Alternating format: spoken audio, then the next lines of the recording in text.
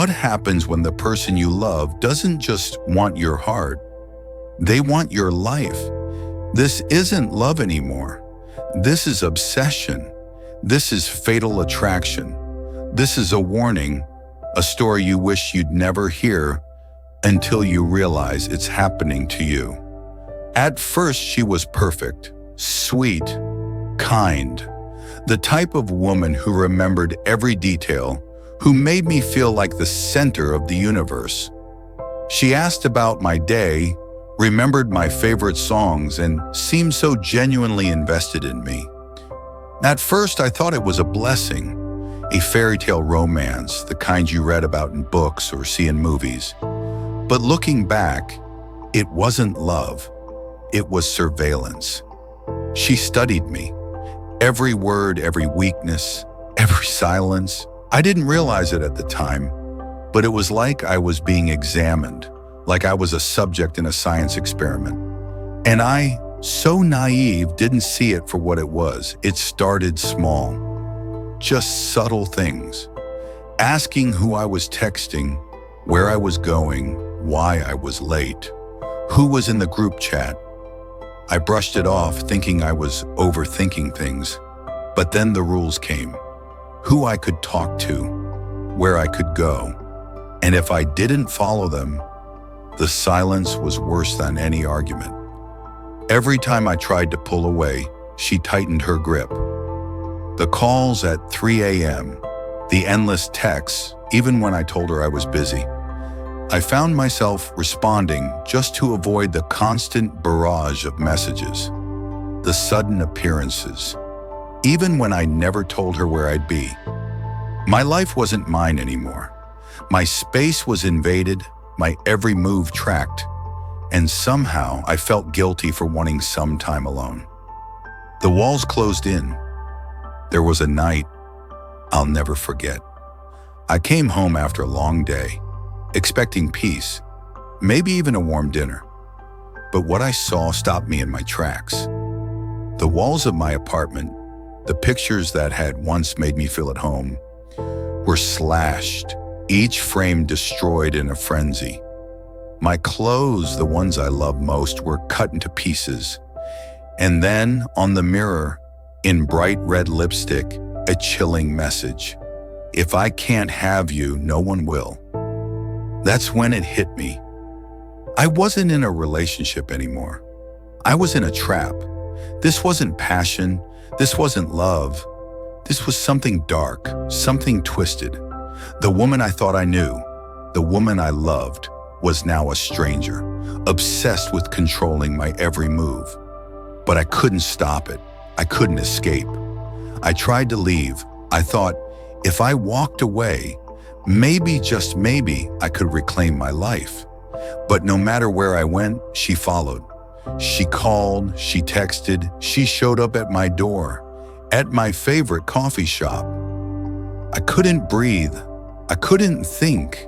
And every time I tried to tell her it was over, she'd twist the words, make it seem like I was the one in the wrong.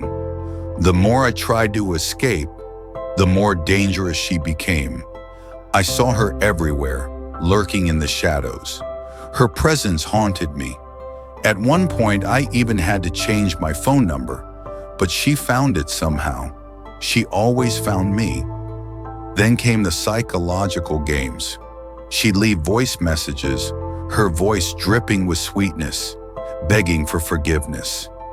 Please, just give us another chance, she'd say. And when I ignored her, she'd switch tactics. I'll be fine without you, she'd say coldly. And then the very next day, she'd act like everything was normal, as if nothing ever happened. It felt like I was walking on eggshells, terrified that any wrong move would set her off.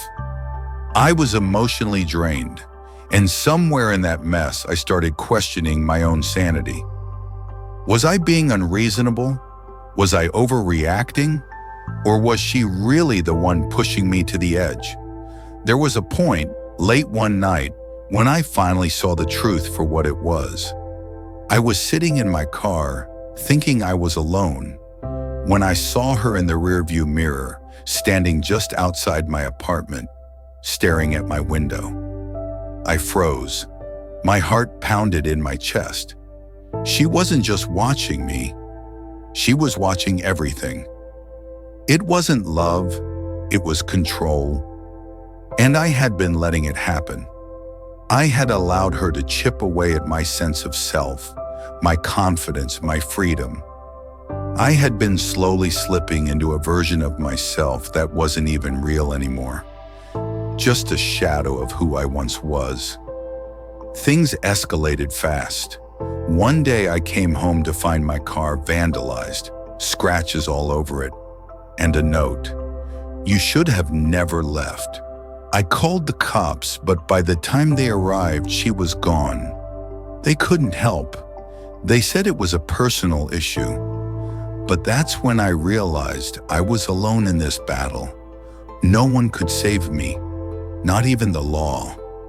This was my nightmare, and I had to find a way to fight back. She started showing up at my workplace, at my gym, even at my family gatherings. Every boundary I set was broken. The scariest part, she was starting to believe that I owed her my life, that I was the one who was wrong for trying to break free. She began to manipulate everyone around me, turning my friends, my family against me.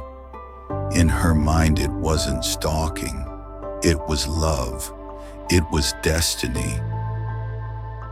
There came a point where I realized I couldn't keep running. This wasn't about walking away anymore. This was about survival. I had to disappear completely. I had to make myself invisible. I changed my job, moved to another city, and blocked her on everything. But even then, the haunting didn't stop. Her messages, the strange emails, the packages left on my doorstep, they never stopped. And in the end, I realized sometimes the scariest thing isn't being alone. It's being loved by the wrong person. This wasn't passion. This wasn't romance. This was fatal attraction, the obsession, the control, the complete disregard for boundaries. It all leads to one thing: a loss of self. And the only way out? Disappear. I want you to remember, if you find yourself in a relationship where love starts to feel like a cage, it's time to leave. It's not just about your heart anymore. It's about your safety and your life.